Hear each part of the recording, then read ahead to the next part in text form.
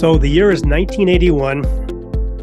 Before you really had the modern version of sports bars and pay-per-view TV opportunities, there was a major sporting event. It was the welterweight championship of the world title bout between Sugar Ray Leonard and Thomas Hearns. Sugar Ray had the nickname Sugar, and Thomas Hearns had the nickname Hitman.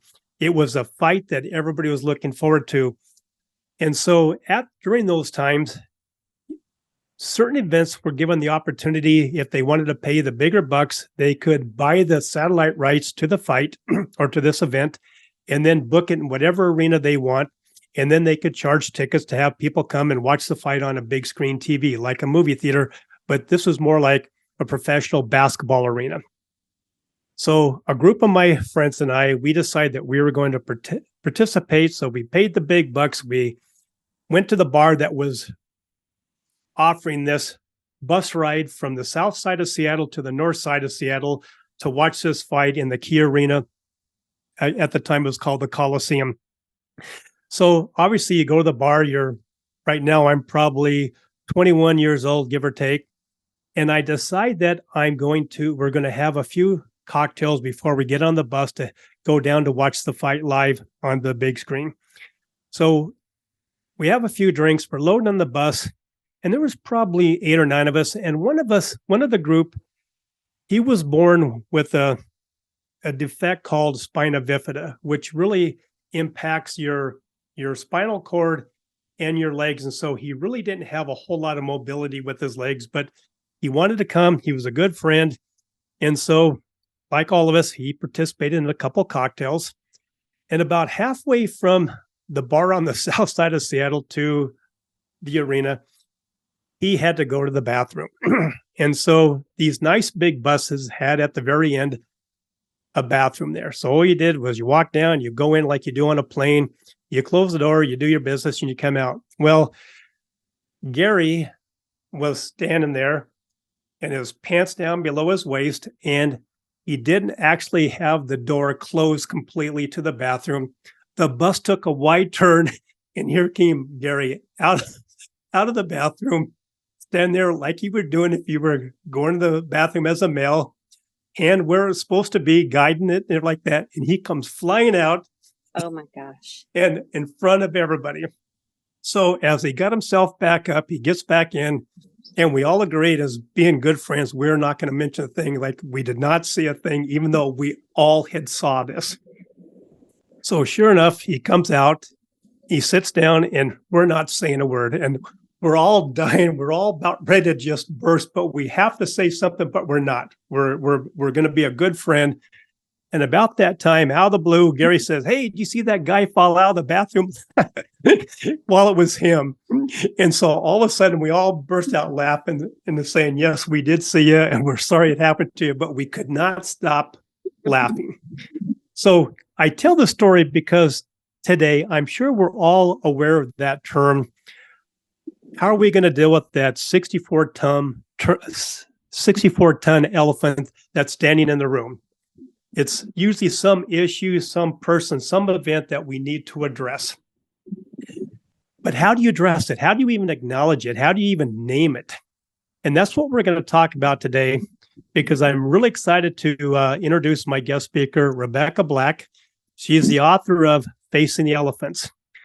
Now, in the book, we're going to talk about various elephants, some being the real actual elephants, but we're also going to be talking about those certain events in life that we have to face. Like it or not, we have to face it. So with any further ado, Rebecca, welcome. Thank you for joining me. Thank you for having me. It's a pleasure. Yeah, I'm looking forward to facing the elephants with you. So before we get started, why don't you kind of give us a quick little cursory intro to who Rebecca really is? Oh man, who Rebecca really is. Well, I'm 43 years old. I'm a mother. And up until, I don't know, about 10 years ago, I probably was living my life the way most people were. I was going through the motions, had predicted a path that I needed to be on and was on that path and accomplished that path and thought that everything was going great. And then my whole life changed. And so now I am living my life moment to moment, day to day, experiencing everything, taking it in, interacting with wonderful people like you, and excited to give more detail on that. Well, let's get right into that. And I think you kind of were too modest when you said that your life took a change. I mean, when you read the book, your life took a lot of different changes, and it's always, and obviously the title of the book is Facing Elephants, and there's that analogy to elephants, like I talked about the 64-ton elephant in the room, but you actually have a connection with elephants. And I do remember, not to steal your thunder though, back when I was probably 3 or 4, my mom and dad would tell me about how they took me to a parade that had elephants. And of course, when their elephants are walking down the parade, they're going to do their business, kind of like what Gary needed to have to do his business. And yeah. And there was always that one guy, probably dressed up as a clown, that had the shovel and the bucket that would, as the elephant was walking down, parading down Main Street, he would poop, and the guy behind him would pick it up with the shovel, put it in his bucket, and keep following to keep the road clean. And I don't remember this, but my mom and dad always reminded me that I told them when I grew up, I want to be the guy to pick up the elephant poop. So we do have something in common. Well, I tell you what, it's might sound to people like it's a terrible thing, but it's amazing. I've been that person shoveling that elephant poop many, many times. Yeah, and I know you reference that in your book, but that part of the book always made me smile, thinking about when my mom and dad would tell me how I wanted to grow up with the big career of picking up elephant poop in the parades. That's all right, awesome. So let's get to the book. What really is the basis of Facing the Elephants? Why'd you write it? Me, if I was to break it down to a general idea of what the book is about, it's about survival at its core. Facing the Elephants is, I call it a short memoir. It's a short memoir of a very convoluted 4 to 5 years. And during that period of time, I went through so many changes, so many abrupt, drastic, sometimes life-altering, life-threatening changes. And so the basis of the book to me is that you can survive, that no matter what happens in life, you can survive and you can come out of it better than before whatever happened. Sometimes that's the point of whatever happened, is to come out better, to come out stronger. So I would say survival is the basis of my book. Yeah. And, my audience is mainly made up of individuals who are in the business community and the world of business, and either entrepreneurship or managers or CEOs. And so give us an idea who, besides the real elephants, who all have real names that you actually had to pick up their poop on, what are some of the other references? Who are they and what were they when you described and when you wrote this book? Some of the other elephants, the metaphorical elephants we're talking about here. Yes. There was so much. One of the first ones that's discussed in my book was my career path. I went to college like most people did. I majored in criminology. I decided to go into investigations, and I had a career, and it was something that I decided to take on as like a stepping block, my career. It wasn't the job that I absolutely wanted, but I knew that it would be beneficial and rewarding, or so I thought. it wasn't really. And it was hard. And I had this incident happen that it was like, it was kind of like the universe pulled me out of this career. So I call it the crash of 2014. I think that's actually what the chapter is called. And I had this emergency surgery happen where I died on the table. I had to have multiple transfusions. I was out of work. I don't even know how long. I was in the hospital for 2 weeks, which is a long time to be in a hospital. And I was sitting there the whole time, probably struggling with this anxiety about what's happening at work, what's happening, what's going on, who's going to take care of it, you know? And I should have been thinking about myself. To make matters worse, my supervisor comes to visit me, which is a kind gesture, you'd think, right? Well, he shows up and I'm literally, there's a bag of blood hanging and I'm getting a transfusion. That's how bad off I was. And he shows up, he says hello to me, and the very next words out of his mouth are, "When are you coming back to work?" And that's when my elephant that I was holding at this size, you know, the fist size, just blew up and filled the whole room. This is an issue. This is a problem. Here I am, barely alive. That was like my third bag of blood. And I was lucky to be awake when he showed up. Like, I was that bad off. And I was already feeling stress about who was going to take care of my cases at work, how far behind would I fall, what court hearings am I missing currently? And for him to show up and make it 10 times worse made me think, what the heck am I doing? Like, seriously, I should be thinking about me. I should be thinking about my family. I should be thinking about what's next to get out of this hospital, not how am I going to get back to work in the next few days. So, you know, these are real life situations that I think people can relate to because, you know, maybe whoever's listening out there hasn't been in the hospital when their boss has come up to them and said something that they had hoped they hadn't said.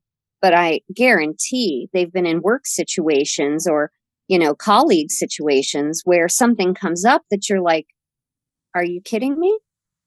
And makes you question, is this what I should be doing? Is this how I should be spending my time? So it's an example of one of the elephants there. Yeah, you know, and that's the primary elephant that we're going to talk about today because as you're all aware that you know, the pandemic just ended, which was all by itself a herd of elephants, you know, worldwide. And it got us introduced to a lot of these. But really the other issue is that now that we're at the hopefully the very, very tail end of the COVID pandemic and everything that it brought to the whole world, but especially the business community, you know, there's a lot of people out there that are part of the great resignation, the quiet quit, and they're leaving because the work environment was not what they had hoped for. And, you know, some people call it toxic. You know, some people just said it was a zoo, pardon the pun, but, you know, it just was not enjoyable. And we've all probably to some degree, maybe not to the degree that you just got yourself revived from actually dying on the table. You're having a blood transfusion just to keep you alive. And then your media supervisor comes in and says, "Oh, by the way, when do you think you're going to come back to work?" kind of thing. Right.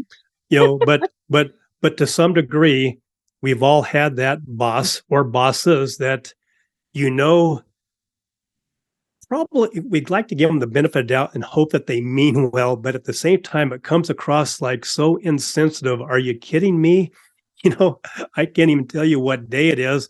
I've got a family. I've, you know, just got married. My whole life is whatever. And you're telling me or asking me, when am I going to come back to work? I want to make sure I can live, you know, and they're that insensitive.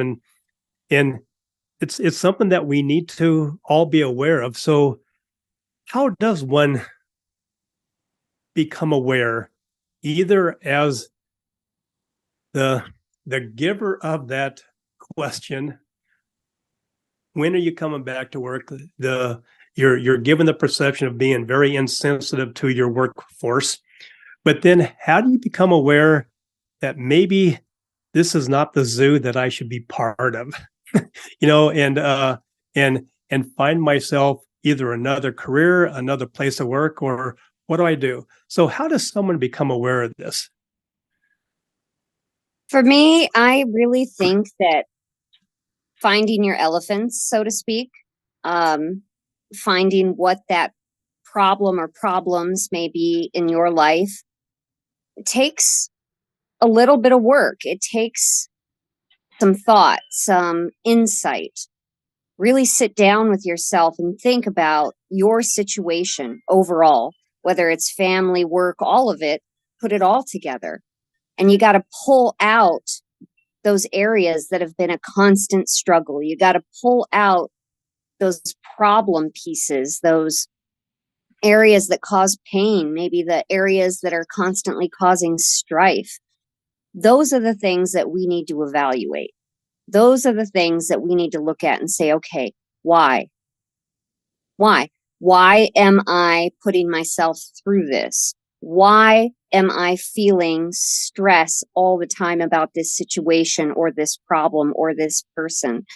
It's really important for you to take a look at your life and self-evaluate and try to understand your circumstances because, whether it's a family member, a colleague, a boss, um, gosh, to even all the business owners, a program you're using. It could be anything, but you need to pull apart what's going on in your life. Is it working for you? Why isn't it? Why is it? And how could it be better?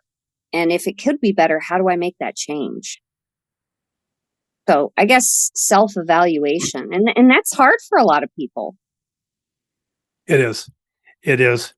But sometimes we just have to ask ourselves those key questions that mean something to us.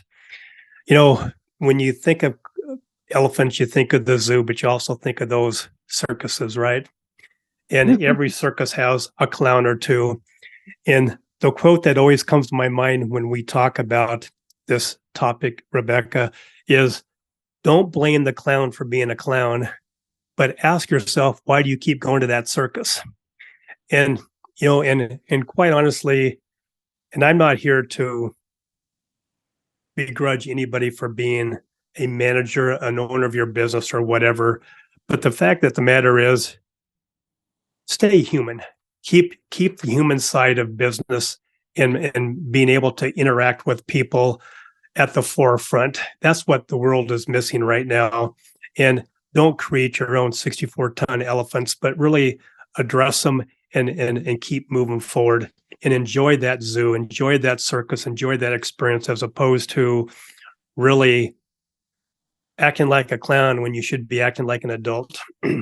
So why does this matter today? Probably more than what it did even before the pandemic, do you think?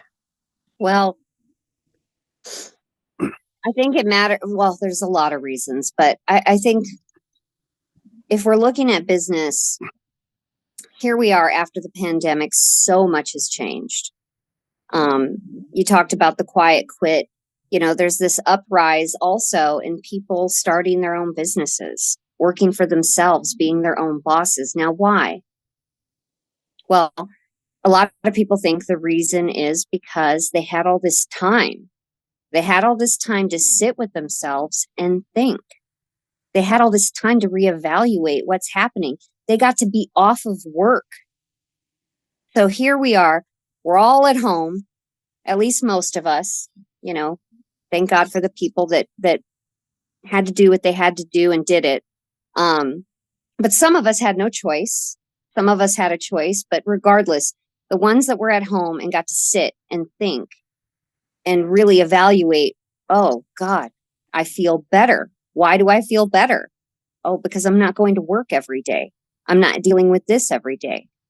Or maybe they just had time to think about how they could do things differently and change their lives. Whatever it was, I think that my message, the self-evaluation and that we can survive life, applies so much after that pandemic because one, we survived it, right? And the ones that are still here and that are still functioning and are still running businesses and still, taking care of families realize that we made it through that. And two, we had that time to kind of self-evaluate, which is what I'm trying to tell people is one, we can survive it. But two, we have to realize how to do that. And how to do that is to sit down and really evaluate how to get through. So for me, it applies so much more today because people can relate to the idea even more. And on top of that, we have this growing, I want to say, maybe controversy in the media between, businesses and politics and all these things that are causing stress and strain on businesses and the way we like to run our businesses and how people feel. So I think that there's just a lot going on in the world.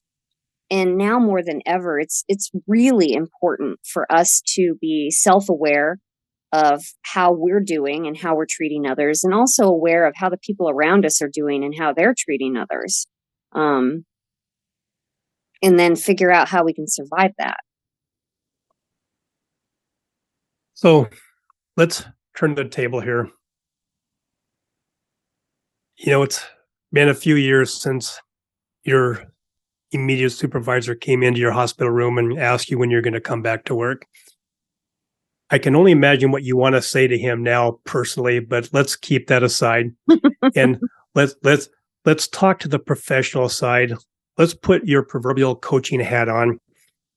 And what advice would you give to the owners, the managers, the team leaders out there who might be closer to that metric of that individual who came into your hospital room? And what lessons can they learn or should they learn from your story of what you encountered to today, and how to get the workplace back to being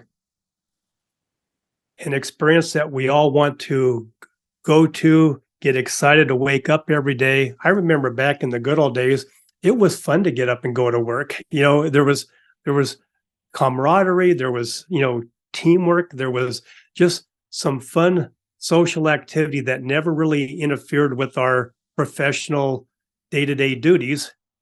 Right. But in the midst of all that, there were still some people who made it even harder. And today it seems like those people are multiplying faster than the people who are bringing in that team unit, that camaraderie. So what advice would you give to these individuals, or that guy that came into your office and asked, when are you going to come back to work?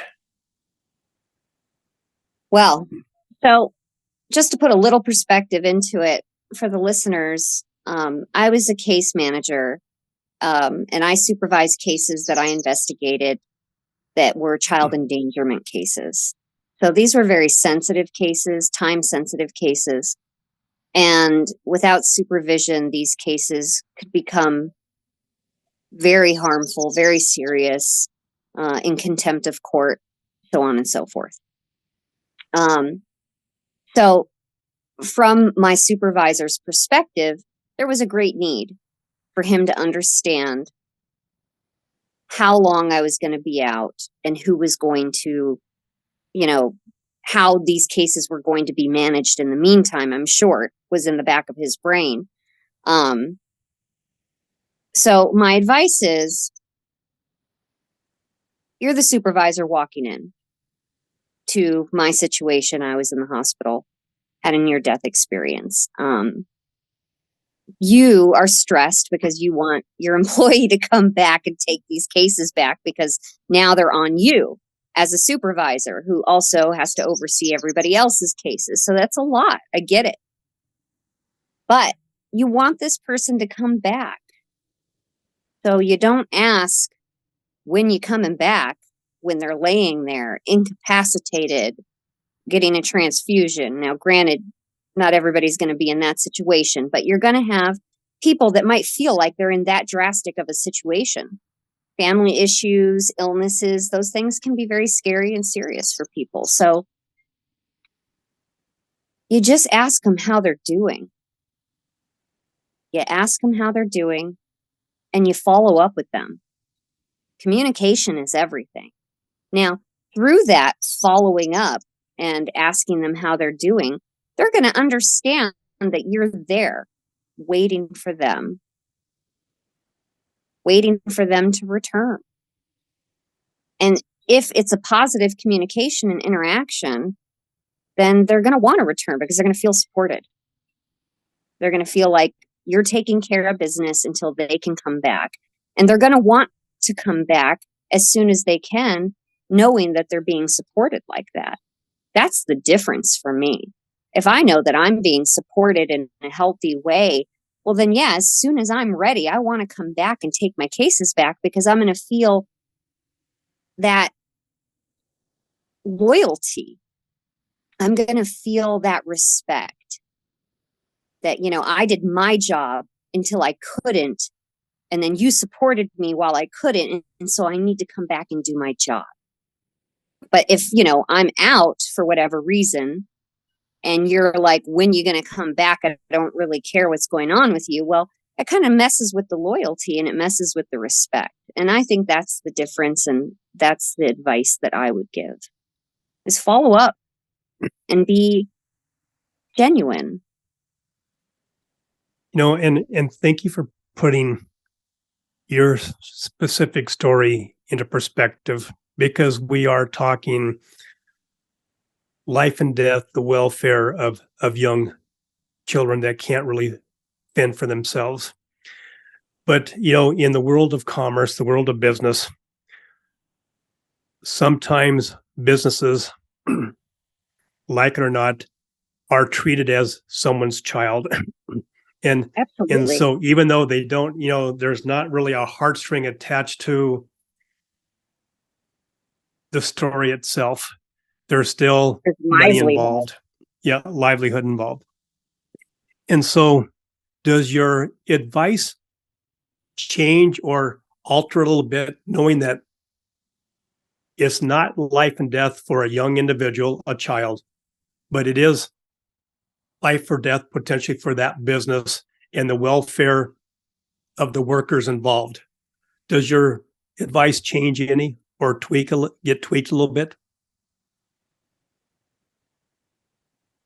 I mean, obviously, when somebody's out of work or when somebody has a personal situation happen, I mean, that's a case by case basis, of course, which is why I said, not everybody's going to be in my situation laying on that bed getting a transfusion. So obviously, as a supervisor, as a business owner, you have to assess the situation that your employee or colleague is out for. And with that, take the appropriate, measures that need to be taken for those circumstances. However, my advice on the being genuine and showing that respect so that you get the loyalty and respect back, that doesn't change. That doesn't change because it doesn't matter if you're a small business owner with 3 employees or you're a huge corporation with 10,000. If the employee is not feeling respected and they're not feeling appreciated, especially in a time of scare for them or, a life change or an illness, well, then they're going to want to jump ship. And that's been my experience all through my working life before I even started working for the state. I remember when I was going to college, and I was working part-time at the grocery store. That was just a grocery store and it was just a job to me, but I was willing to do the job and I was willing to be there late hours and I was willing to work hard as long as I was treated well. And, I had people that I worked with that for whatever reason weren't treated well and they quit. So, I mean, you can see it in any scale of business. And I just love that true, authentic approach. not from the perspective of a coach, but as a perspective from a real human being that's gone through a lot of ups and downs and challenges in her life. So I would be remiss if I'd not go to the workplace that you were involved with at one time in your career. Part of your therapy was to volunteer at the local zoo. And you could make a case that some of your coworkers were the actual elephants. So what was it like working alongside these huge animals? And what did you learn from a perspective of a workplace environment from these animals? Oh, big questions. Big questions. For big creatures. First of all, being in the presence of the elephants in and of itself was pure perspective. And being in the workplace, working around these elephants, again, pure perspective. And let me elaborate. So you're looking at these creatures, and when you just go to the zoo and you see them, you look at them, and there's a fence, and then there's another fence, and then they're like, 100 feet away or something like that. And you're like, wow, these creatures are huge, and oh, they're so cute, and look at them interacting. Well, when you volunteer or when you are actual zookeeper with the elephant team, it is demanding, and it is trying, and it is the most rewarding thing I've ever experienced in my life. We would have team meetings every morning really, really early because the zoo opened early. And, everybody would talk about what needed to be done today and what time it needed to be done by. And then we'd get out there and have to shift the elephants into the paddocks, which was an indoor area where they had tons of sand and hay and shade and all this stuff. And we'd grab our shovels and our rakes, and we had 7 acres that we had to cover, and we had to rake all 7 acres, shovel all 7 acres. And we're talking about, 5 elephants out there using the bathroom and making a mess and whatnot and chewing up branches. And we all had to work as a team, and we all had to be able to navigate what area we were working on and hurry up and get through that area and not cross areas, so that we were getting all 7 acres done on time.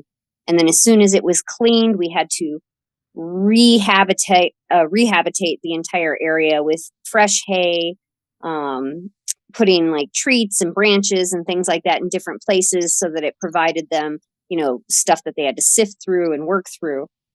And then we'd go into the paddocks and we'd shift the elephants out into the yard. So they would be out there, the zoo would be open, and then it was time to work in the paddocks. And the paddocks were enormous. So it was a bunch of shoveling, hosing, and cleaning in there. And the amount of work that goes into that. I mean, you were joking about wanting to be the shovel guy for the parade. And you mentioned he carried a bucket. And in my mind, I'm thinking, how big was this bucket? Because I don't know about the elephants you saw in the parade, but we had mini dump trucks that we were driving around, and we were filling up the entire back of these things and dumping them in this bigger dump truck or bigger dump area for compost, because, they mostly poop out the hay that they were eating. And anyway, so it was just an enormous job and a lot of labor. And we're in beautiful Tucson, Arizona. So come summertime, it didn't matter if it was 7 o'clock in the morning. It was 100 degrees out already. And so the work ethic was really just high bar. And the way everybody talked to each other, they were just so inspiring. Everybody was like, good job. Did a great job. Oh, we got to tackle this area. Instead of saying like, hey, you forgot an area, it was like, let's go tackle this area. Let's get together and do this, just always positive, motivational, high energy, just go, go, go, go, go. And at the end of the day, we were inside working, and that was a lot nicer. It was still hot inside, but it was shaded. And, we had a chance to kind of slow down and chit chat more. And I tell you what, there was just nobody there that was in a bad mood, and it made me want to work. And the elephants, I mean, that was just the most rewarding part, was watching them, being able to touch them, work with them, learn from them, train with them. It was amazing. I may have gotten off topic. I apologize. No. You painted the pretty picture, and I'm glad that I chose my career path and not chose my original one. So in closing, take that environment and put it to today's workplace environment. And what final inspirational thoughts do you want to leave us with to really deliver the right message on how to really pass forward, pay it forward to these workplace environments now that need that little bit of care that you just described at the zoo? Find what makes you happiest and pursue it. And never be afraid to push a little harder, because whatever's going on, you're going to survive it and be better for it. So enjoy every day. Good idea. Good advice. Rebecca, I can't thank you enough for being my guest speaker today. And everybody out there listening. Pleasure. Oh, thank you. And everybody out there, you need to get the book, Facing the Elephants. And Rebecca, how can they get this book? I always tell people it's your preference. You can buy it at barnesandnoble.com, amazon.com. If you like independent bookstores, you can order it from Powell's. You could order it from a lot of places. So just Google it and pick your preference. But those are some solid choices right there. Absolutely. And it is a must read to walk down those various paths that you took us through in your book. I want to thank you for that, because they're all learning opportunities for all of us, even though it was not written for that intent and purpose. They all are stories that we can deal with somehow, some way, and we need to deal with somehow, some way, and to let us know that there is a rainbow at the end of that storm, or each one of those storms. So thank you for that. Always. My pleasure. My podcast wouldn't be the same if it wasn't for my sponsors and my great supporters. So let me take this opportunity to thank each and every one of them. First of all, I want to thank Rebecca at Custom Bookkeeping and Accounting, delivering trustworthy bookkeeping services since 2003. Dave and Dara at Virtues Matter, making this world a much happier place to be with their Virtues card apps, coaching, and workshops. Stephen at Buller Accounting, giving business owners depth and insight to their numbers. Eric and his team at Ivy Cat Web Design, the real superheroes of web development and design. Jennifer and Jean at the Seavers Real Estate Team, serving Pierce and Kitsap counties with their home buying and selling needs. Maury at the Maury Method, the world's only brainwave entrainment engineer, helping everyone have more clarity, less stress, and overall better brain health. Priya at Pivot My Profit, helping individuals and businesses have better control of their finances and more money at the end of their day. Melissa at the Soul Vibe Energy High, the queen of the aha moments, helping individuals find those holes in their cups, repair the hole, and gain back their positive energy. And finally, Rick at West Sound Recording. You talk, they do all the rest. Thank you, Rick, for all your efforts with the production and editing of my podcast.